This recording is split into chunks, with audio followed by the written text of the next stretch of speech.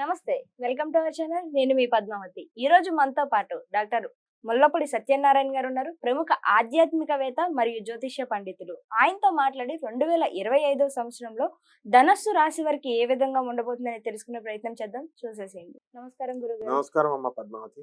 గురువుగారు, ఈ 2025 సంవత్సరంలో ధనస్సు రాశి వారికి జనవరి 1 నుంచి మార్చి నెల వరకు ఏ విధంగా ఉండబోతున్నాయి, మరి ముఖ్యంగా వీరి ఫలితాలు ఏ విధంగా ఉండబోతున్నాయి అని చెప్పండి. మనకి ఈ 2025 సంవత్సరాన్ని విశ్వావసు సంవత్సరం అంటాం. శుభ్రంగా డబ్బులు వస్తాయి ఈ ధనుసు రాశి వాళ్ళకి కూడా. అయితే ఇక్కడ అర్ధాష్టమ రాహువు నడుస్తున్నాడు ధనుసు రాశి వారికి. అందువలన ఎప్పుడు టెన్షన్ టెన్షన్ టెన్షన్, ఏదో ఒక ఆలోచన అనేటటువంటిది ఉంటుంది. అయితే ఈ ధనుసు రాశి వారికి షష్ఠ స్థితిగతుడైనటువంటి గురుగ్రహము శత్రువుల్ని మిత్రులుగా మారుస్తాడు.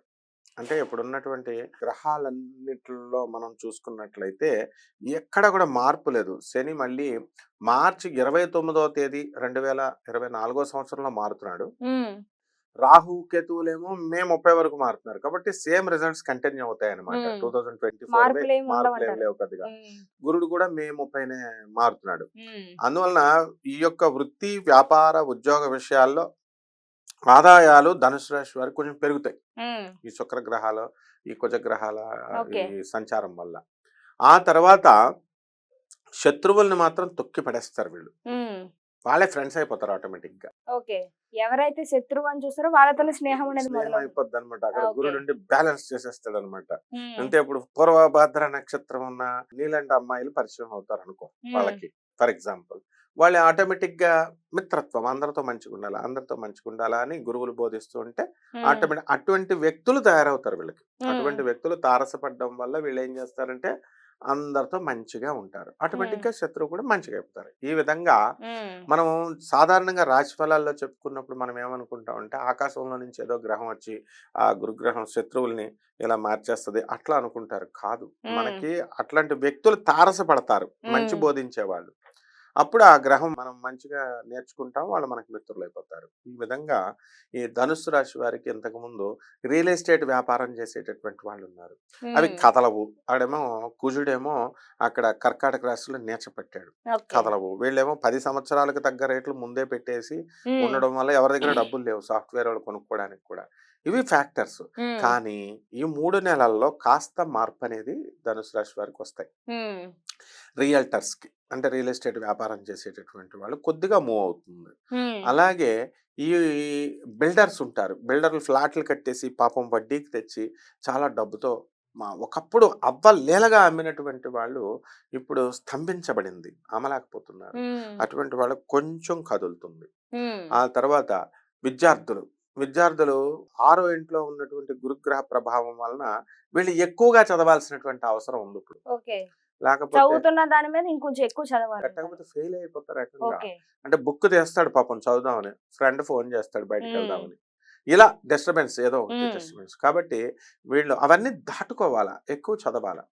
తర్వాత పెళ్ళిళ్ళు చేసుకోవాలనుకునేటటువంటి వాళ్ళు వీళ్ళకి లవ్ మ్యారేజీలు అయిపోతాయి. అసలే సుప్రీంకోర్టు తీర్పు ఇచ్చింది ఏమని, మేజర్ డోంట్ టచ్ దమ్ అన్నారు. పోలీసులు వాళ్ళు ఏం చేస్తారంటే వాళ్ళు ఎలూప్మెంట్ అంటే లేచిపోవడం, ఎవరు ఇష్టం వచ్చినట్టు వాళ్ళు వెళ్ళిపోవడం అనమాట. మేజర్స్ కాబట్టి పోలీసులు ఏమి ఇంటర్ఫియర్ కాదు. దీనివల్ల ఏమైపోయింది, పిలిపిస్తారు అంతే, పెళ్ళైనటువంటి వాళ్ళని పోలీస్ స్టేషన్ పిలుస్తారు. అసలే సుప్రీంకోర్టు తీర్పులు వచ్చినాయి మేజర్స్ టచ్ అని. అలాగే పోలీస్ స్టేషన్ లో కూడా వాళ్ళు పాపం మ్యారేజ్ చేసుకునే దంపతులు వీళ్ళు వెళ్ళారనుకో, మేజర్స్ రక్షణ వాళ్ళే చేస్తారు. పోలీస్ స్టేషన్ లో కూడా పెళ్లి వాళ్ళ ఖర్చులతో చేస్తారు. అలాంటి వెసులుబాటు వచ్చేసింది ఇప్పుడు. అలాగే పోలీసు వాళ్ళు ఏం చేస్తారంటే పిలుస్తారు, పిలిస్తే మేజర్ అని చెప్తే నీకు ఇష్టమయ్యానా అంటే ఇష్టం అంటే వెళ్ళిపోతారు అంతే. కాబట్టి ఈ యొక్క ఫెసిలిటీస్ ఎక్కువ వస్తే అందుబాటులోకి వీళ్ళు ధనుసు రాశి వాళ్ళు ఉపయోగించారు. ఎక్కువ మ్యారేజ్ తల్లిదండ్రులు కొంచెం జాగ్రత్త చూపించాలంటారు ఈ ధనుసు రాశి వారు. ఖచ్చితంగా ధనుసు రాశి తల్లిదండ్రులు అలర్ట్ గా ఉండాలా. అండ్ మనం ఈ ధనుసు రాశి వాళ్ళకు కూడా చెప్పాలి పాపం. ఈ యువకులు ఎవరైతే పెళ్లి చేసుకోవాలనుకుంటున్నారో వీళ్ళ అమ్మా నాన్నకి చెప్పకుండా వెళ్ళిపోకూడదు. వెళ్ళిపోయినట్లయితే ఈ అట్రాక్షన్ అనేటటువంటిది అవతల వాళ్ళు 10 లవ్ మ్యారేజెస్ లో 8 ఫెయిల్యూర్స్ ఉంటాయి, ఏదో 1 2 సక్సెస్ అవుతాయి. కాబట్టి తేల్చుకోవాల్సినటువంటి అవసరం వీళ్ళకి పాపం అంత వయసు ఆ మెచ్యూరిటీ రాదు. అంటే లవ్ మ్యారేజ్ అయితే చేసుకుంటారు కానీ వీళ్ళకి ఆ సఖ్యత ఉండే అవకాశం చాలా తక్కువ ఉందంటారు. ఎందుకంటే ధనుసు రాశి వాళ్ళు ఇప్పుడు విడాకులు, గొడవలు, గురుబలం లేదు కదా, అందువలన తర్వాత విదేశాల పిచ్చి ఎక్కువైపోయింది ఇప్పుడు. విదేశాలకి వెళ్ళాలి అనుకునేటటువంటి వాళ్ళకి ఇది విదేశాలకు వెళ్తారు. ఓకే. మరి మిస్టిక్ గా కేతుగ్రహ సంచారం మనకి కన్యా రాశిలో ఉండడం వల్ల విదేశాలకు వెళ్ళాలనుకునేటటువంటి వాళ్ళు వెళ్ళగలుగుతారు. ప్రైవేట్ ఉద్యోగస్తులు అందరూ కూడా వాళ్ళకి మంచి అవకాశాలు వస్తాయి, యాజమాన్యాలు గుర్తిస్తాయి, విదేశాలకు పంపిస్తారు, వేరే వేరే ప్లేసెస్ కి వాళ్ళు వెళ్ళాలనుకునే వాళ్ళు వెళ్తారు. ఈ విధంగా ఈ యొక్క ధనుసు రాశి వారికి అంతా కూడా బాగుంది. అయితే మరి ఆరోగ్యపరంగా వీళ్ళకి బాగుండదు. ధనుసు రాశి వారికి వీళ్ళకి ఏమవుతుందంటే తిన్నది అరగదంటారు చూడు, అంటే ఇండైజెషన్ ప్రాబ్లమ్స్ రావడము, లేకపోతే మోషన్స్ లాగా అయిపోవడము, లేకపోతే తక్కువగా తినడము, ఇలాగా అనవసరమైనటువంటి ఈ యొక్క బ్లడ్ ఎనిమిక్ అంటే తక్కువగా ఉండడము బ్లడ్, ఇలాంటి ప్రాబ్లమ్స్ వల్ల వీళ్ళకి కాస్త నీరసంగా ఉండడం అనేటటువంటిది జరుగుతాయి. అయితే వీళ్ళు తగినటువంటి మెడికేషన్ కనుక తీసుకున్నట్లయితే తప్పకుండా వీళ్ళ యొక్క రోగాలు నయమైపోతాయి, కంట్రోల్ అవుతాయి అన్నమాట. ఆ విధంగా అన్ని పరిస్థితులు బాగున్నాయి ధనుసు రాశి వారికి. మరి ఈ ధనుసు రాశి వారు ఈ ఆరోగ్యపరంగా బలపడడానికి ఏ పరిహారాలు చేయొచ్చు అంటారు? చేయాలి, రోజు సూర్య నమస్కారాలు చేసుకోవాలా, సూర్యుడికి సూర్యోదయానికంటే ముందు లేవాలా, తర్వాత సూర్యుడికి అర్ఘ్యాలు వదలాలా, ఆదిత్య హృదయాలు చదువుకోవాలా, ఆదివారం నాడు మనం నాన్ వెజిటేరియన్ ఫుడ్ ఇంట్లో వండకూడదు, తినకూడదు వీళ్ళు. ఓకే, ఇక నుంచి ఆదివారం నాడు దీన్ని అవాయిడ్ చేయమంటారు పూర్తిగా, కంపల్సరీ.